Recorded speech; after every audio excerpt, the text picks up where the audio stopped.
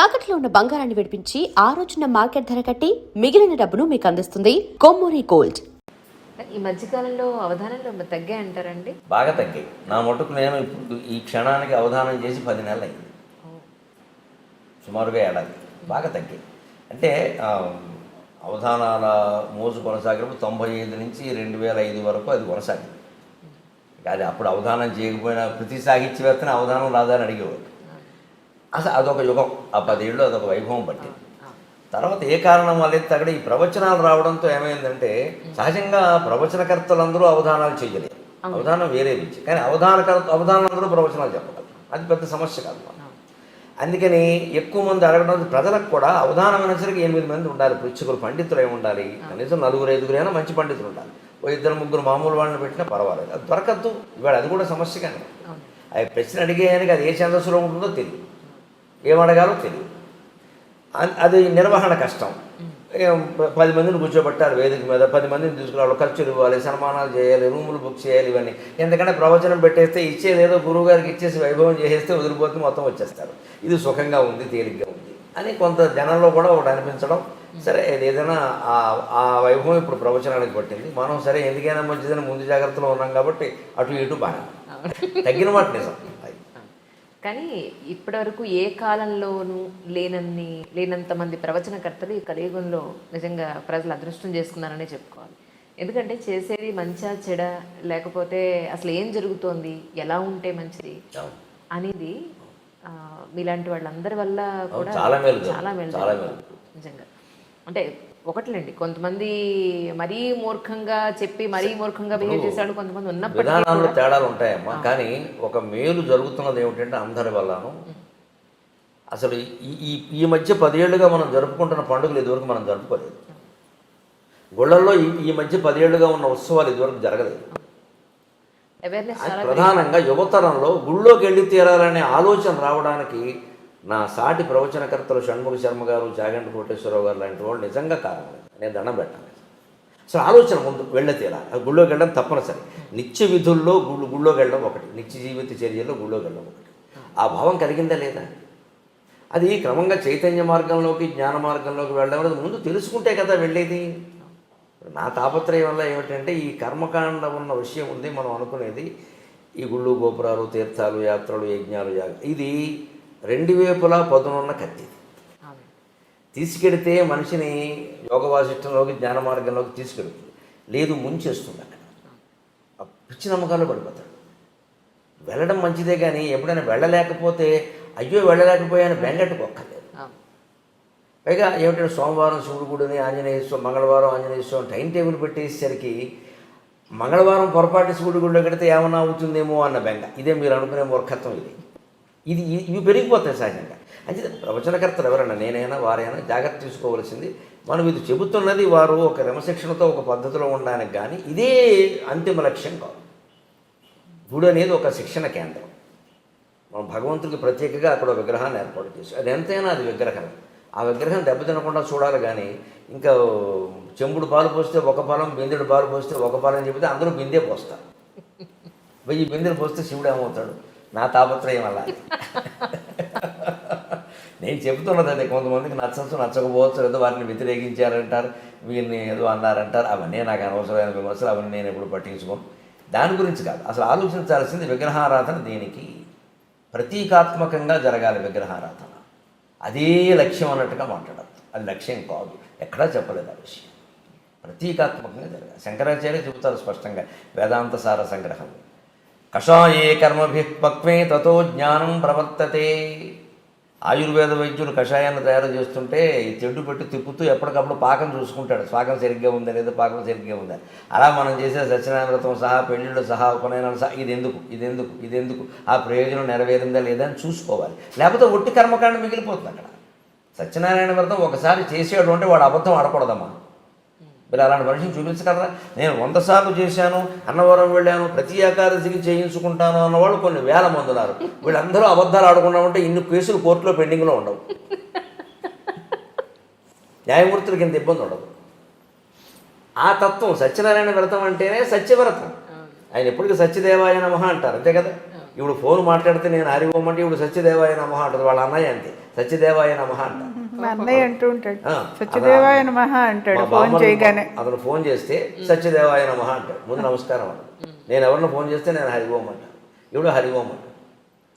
సత్యదేవుడు అంటే ఎవరు? సత్యవ్రతం. నారాయణ పక్కన పెట్టండి, సత్యవ్రతం అంటే సత్యవ్రతం ఎక్కడ ఉంటుందో నారాయణమూర్తి అక్కడ ఉంటాడు. కానీ ఆకులు పువ్వులు అరటిపండు పెట్టేసి నేను ఏకాదశి కల్లా చేశానంటే ఎందుకు? అన్ని వ్రతాలు పని లేక. సత్యం మాట్లాడు, అబద్ధం మాట్లాడకుండా ఉండు, అది ఎందుకు పాటించరు? పైగా ఇవి ఏమీ చెప్పకుండా దీనివల్ల అతి ఫలితం ఉంటుంది, అది ఉంటుంది, ఇది ఉంటుంది, ఇక సత్యనారాయణ వ్రతం చేస్తే దోషాలన్నీ పోతాయి. పైగా ఈ అబద్ధాలు ఆపడం దోషం పోయింది అనుకుంటాడు. దానివల్ల ప్రపంచంలో ఏమైనా మేలు జరగకపోక కీడు జరుగుతుంది. నా పోరాటం వల్ల అది నచ్చకపోవచ్చు. చాలా పేర్లు పెట్టారు నాకు తెలుసు. నాస్తికుల్లో ఆస్తికుడు అన్నారు, ఆస్తికుల్లో నాస్తికుడు అన్నారు. ఏమన్నా నా పేరు గరిగిపట్టి నరసింహారావు. వీడు పెట్టే పేరు నాకు అక్కలేదు, మా అమ్మ పెట్టిన పేరు ఉంది అనుకోని. అది సమస్య కాదు, అసలు సమస్య ఏంటి? ఇప్పుడు అమరనాథ్ యాత్ర ఉంది. చాలా యాతన పడి మంచులింగాన్ని చూడాలని మైళ్ళ కొద్దీ నడిచి ఏదో డోలీలు అవి ఎక్కి ప్రాణాలు పణంగా పెట్టడమే సుమారుగా. అలాగే ఇప్పుడున్న తీవ్రవాద భయంలో మరీ ప్రమాదం. ఇంత చేస్తున్నప్పుడు దాని సారాంశాన్ని గ్రహించకపోతే ఎలాగా? నా తాపత్రయం అది. అమరనాథ్ యాత్ర కథలో మీకు అమరనాథ్ యాత్ర ఫలం రహస్యం అంతా ఉంది. దాని మూలం ఏమిటి? శివుణ్ణి పార్వతీదేవి అడిగింది సృష్టి రహస్యం ఏమిటని. పార్వతి అడగడం అంటే మరి పురాణాలు అలా ఎందుకు చెబుతా? ఆవిడ తెలియగలుగుతుందా? మనకి తెలియజెప్పాలి కదా, ఎవరో అడగాలి, ఎవరో ఒకరు చెప్పాలి కదా, అందుకని అడుగుతారు అంతే. ఆవిడ తెలియకూడదు. ఈయన అలాగే నీకు చెప్తాందా అని ఆయన, పార్వతీదేవి, నందీశ్వరుడు, సరే మెడలో ఎలాగో నాగభూషణం ఉంటుంది, పక్కన గణేశ్వరుడు అంతా కలిసి ఉండాలి అక్కడ. కొద్ది దూరం ముందుకు వెళుతాను, నేను చెప్తాందా తీసుకు. ఆ యాత్ర కథ అలా నడుస్తుందండి. వెళుతుంటే మీరు గమనించండి, గణేష్ పెహలే గావును వస్తుంది. అక్కడ ముందు నందీశ్వరుని వదిలేస్తాను, వాహనం వదిలేస్తాను. ఇంకొంచెం ముందుకు వెళ్ళాక నంది చౌక ఏదో ఒకటి వస్తుంది, గణేష్ చౌక, అక్కడ గణేశ్వరుని వదిలేస్తాను. ఇంకొంచెం ముందుకు వెళ్ళాక నాగ చౌకను శేషనాగ్ అక్కడ పామును వదిలేస్తాను. చివరికి ఇంకా ఆ గుహ దగ్గరికి వెళ్ళేసరికి పార్వతి పరమేశ్వరుడు ఇద్దరే ఉంటారు. అంతకుముందే వాహనం వదిలేశారు, కుమారుని వదిలేశారు, నాగుపామును కూడా వదిలేశారు. ఇవన్నీ చౌక్ అని పేరు ఉంది కదా, శేషనాగ్, నంది చౌక్, పెహలగావ్ ఇవి ఉన్నాయి. పెహలగావ్ దగ్గర నందీశ్వరుని వదిలేసేయాలి. తర్వాత గణేష్ చౌక్ దగ్గర గణేషుని ఇంకొన్ని వాగిపోవయ్యా అంటారు కొడుకుని. తర్వాత ఇంకో మూడోదో నాలుగోదో శేషనాగ్ అని ఉంటుంది, అక్కడ ఆ పామును కూడా తీసేస్తాడు. శివుడు పార్వతి ఇద్దరు లోపలికి వెళ్తారు. లోపలికి వెళ్ళాక ఏమయ్యారో తెలియదు. అక్కడే శివుడు లింగం అయ్యాడు. సమస్త సన్మంగళాన్ని భవంతో కథ ముగిస్తాడు. ఇది అమరనాథ్ కథ. మరి ఇప్పుడు సృష్టి రహస్యం ఏమిటి? ఇప్పుడు ఇందులో సృష్టి రహస్యం ఏమిటంటే, అది నీకు అర్థం కావాలి అంటే ముందు వాహనాల మీద వ్యామోహం వదిలేయి. పహలే కావాలి, నందీశ్వరుని వదిలేసాడు. నంది ఎవరు? వాహనం. ఈ కార్లు, సొంత చార్టర్లు, విమానాలు ఎన్ని పెట్టుకుంటున్నాయి ఇవాళ? ఒక కారా? ఇంట్లో ఇద్దరు మనుషులు ఉంటే 2 కార్లు ఉంటున్నాయి. అన్ని అవసరమా? సర్దుకోలేరా? మరి ట్రాఫిక్ జామ్ అయింది అనేది మనమే, కాలుష్యం పెరిగింది అనేది మనమే. మన వల్ల ఏం జరుగుతుందో ఆలోచించుకోవద్దా? తనలో తాను రవంతా మారడానికి అన్నది దేనికని? అమ్మ ఒక్కళ్ళ వల్ల అయిందా? దేశమంతా ఎవరు దేశమంతా కేసీఆర్ సరి చేస్తారా, జగన్మోహన్ రెడ్డి సరి చేస్తారా, నరేంద్ర మోడీ సరి చేస్తారా? అందులో మనం ఒకళ్ళం కాదా? మనం ఎవరు సహకరించకుండా వారు చేసేస్తారా? వారు ఏమైనా మాయ చేస్తారా? కాదు కదా. ఏ పరిపాలకుడు మన ఈ పార్టీ కదా ఆ పార్టీ ఉన్నా ఎవరు చేయగలిగింది లేదు. ప్రజల్లో కూడా మార్పు రావాలి. అసలు ఇన్ని వాహనాలు నాకు అవసరం? వీళ్ళు 4 కుటుంబ సభ్యులు ఉంటే 2 కార్లు 2 బళ్ళు ఉంటున్నాయమ్మా. పిల్లలకు కూడా చెరువు బండి. వాహనాల మీద వ్యామోహాన్ని వదులుకోండి. వీలైనంత దూరం నడిచి వెళ్ళండి. అక్కడ నడిచే వెళ్ళక తప్పదు. కొన్ని ప్రాంతాలు మీరు ఏం చేయలేరు. ఆ ఆరోగ్యం ఉన్నవాళ్ళే వెళ్ళాలి. ఇంకొంచెం వెళ్ళాక గణేశ్వరుని వదిలేశాడు. సంతానం మీద వ్యామోహం వదులుకోండి. ఇంకా మా అబ్బాయి ఎలా ఉన్నాడు, కోళ్ళు ఎలా ఉంది, ఏమిటో కోడలు నీళ్ళు లోసుకోలేదు, అత్తగారికి కంగారు ఏమిటమ్మా నాకు అర్థం కాదు. కందకలేని దురద కత్తిపెట్టకని. దీనికి ఇది అహంకారం తప్పితే ఏం లేదు. ఇందులో అహంకారం అంటే గర్వం కాదు. నా వంశం, ఈ కోళ్ళు వచ్చాక నా వంశం, ఇప్పుడు ఈ ఊడి జనం సూర్యవంశమో చంద్రవంశమో పెరగకపోతే నష్టం ఏంటి? ఇలా ఆలోచించరు మనుషులు. మా వంశం, ఈ అమ్మాయి సంతానాన్ని కన్నంత మాత్రం ఆడాలని ఆక్షేపించాలమ్మా నాకు అది కూడా ఉండదు దానికేనా అన్నారు. ఏమిటట? అదేమైనా సిద్ధాంతమా, రూలా? కొందరు కలగరమ్మా. పైగా చాలా చోట్ల కలగకపోవడానికి మన ధర్మశాస్త్రం కూడా చెప్పిన ప్రకారం పురుషులు కారణం అండి బాబు. స్త్రీలను ఎందుకు అంటున్నారు నాకు తెలియదు. మన మాస్టర్ సివివి గారిది యోగ దర్శనం ఉంది. ఆ పుస్తకం ఎప్పుడో 10-12 ఏళ్ల క్రితం చదివాను. బాబు ఇదే రహస్యం అనుకో. పుట్టబోయే జీవుడు మనకి సైన్స్ అలా అట్టు పెట్టండి కాసేపు. మన ధర్మశాస్త్రం ప్రకారం పుట్టబోయే జీవుడు తండ్రి నెత్తి మీద 3 నెలల పాటు తిరుగుతూ ఉంటాడు ఓ వీడి శరీరంలో ప్రవేశించడానికి. వీడు ఎప్పుడు నీళ్లు తాగితే అప్పుడు ప్రవేశిస్తాడు. జీవుడు నీళ్ళ ద్వారానే ప్రవేశిస్తాడు. అందుకే ఎవరైనా పోతే నీళ్ళకే మైల, ప్లాస్టిక్ వస్తువులకి కుర్చీలకి మైల ఉండదు. జీవుడు నీళ్ళ ద్వారా వెళతాడు. అందుకే మనం 10వ రోజు ధర్మోదకాలను పెట్టి అందరూ బంధువులు నీళ్లు వదులుతూ ఉంటాం. తిలోదకాలు జలోదకాలు నీళ్ళ ద్వారా పంపిస్తాం వాడిని. వెళ్ళిపో మావయ్య, వెళ్ళిపో మావయ్య, ఇంకా మమ్మల్ని వదిలిపెట్టు, అయితే వెళ్ళిపో తాతయ్య అంటే ఆ వెళ్ళిపోయిన వాడికి వీళ్ళ మీద వ్యామోహం ఉంటుంది, ఇంకా పోదు. నీళ్ళు వదిలేస్తున్నామంటే వదిలేసాడు, పెద్ద కొడుకు కూడా వదిలేసాడు, మా అమ్మాయి కూడా మా ఆవిడే వదిలేసింది, ఏం చేస్తా అని ఇంకా జీవుడు వెళ్ళిపోవాలి. ఇంక పెంచుకోకూడదు. అది వాడికి సంకేతం. ఆ మంత్రాలు అలాగే ఉంటాయి. ఆ మంత్రాలు అర్థం అదే. కర్మకాండ చాలా గొప్పది.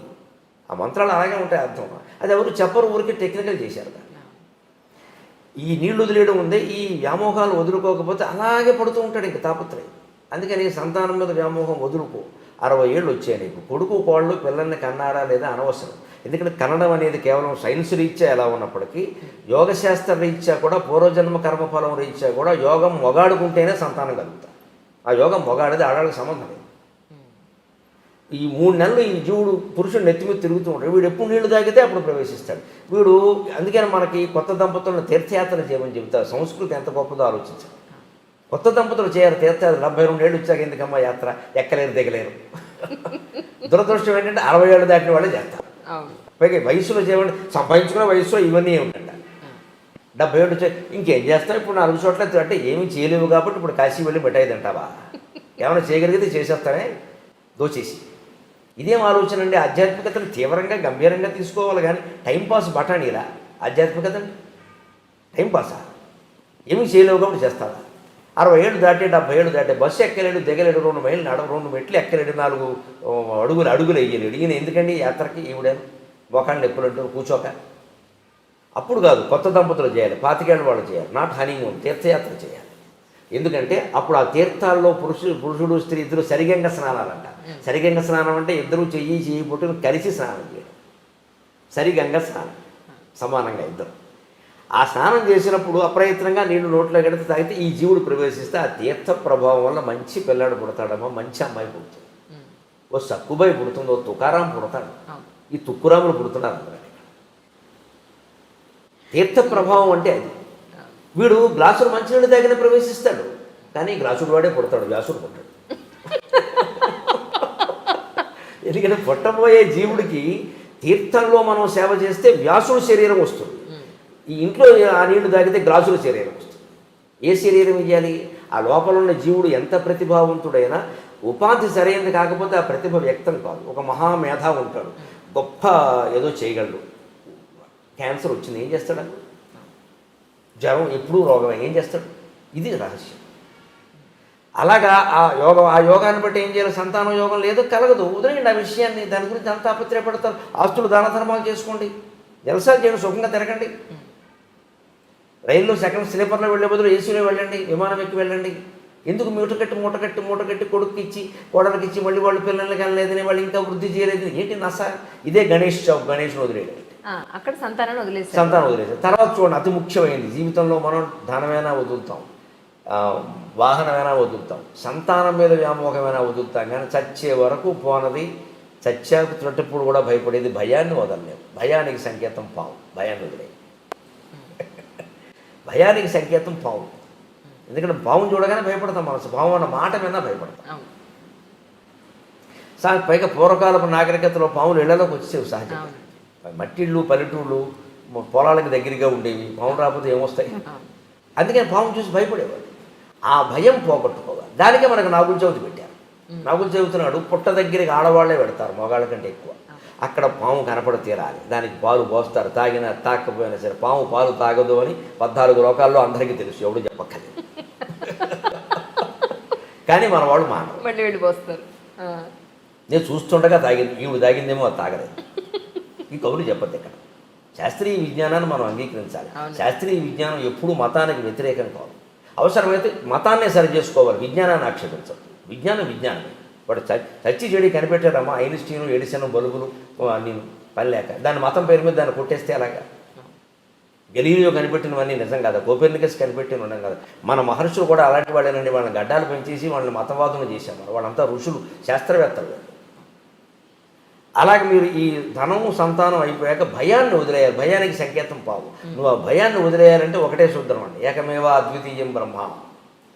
యదాఖ్యేవేష ఏతస్మిన్నుదరమంతరం కురుతే అధ తస్య భయం భవతి ద్వితీయాద్వై భయం భవతి అని వేదం చెబుతుంది.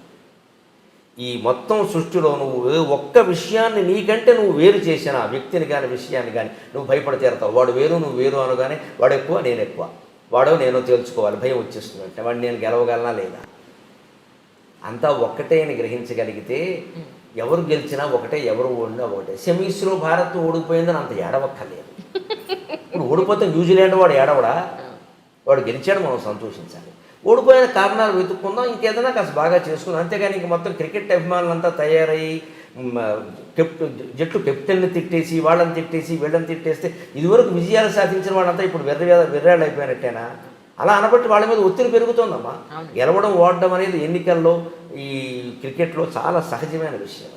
దాన్ని అంత ఇదవసరం వల్ల అసలు ఈ సెమీస్లో ఓడిపోయి కప్పు రాదంటే ఆత్మహత్య చూసుకున్న వాళ్ళు కూడా తయారైపోతున్నారు మన దగ్గర. అంత తీవ్రంగా తీసుకోవాలి. యుద్ధాన్ని సైతం ఆటగా భావించిన జాతి ఇవాళ ఆటను యుద్ధంగా భావిస్తుంది. ఏం కర్మ వచ్చింది ఇది? ఇది ఆధ్యాత్మికత తెలుసుకోవడం.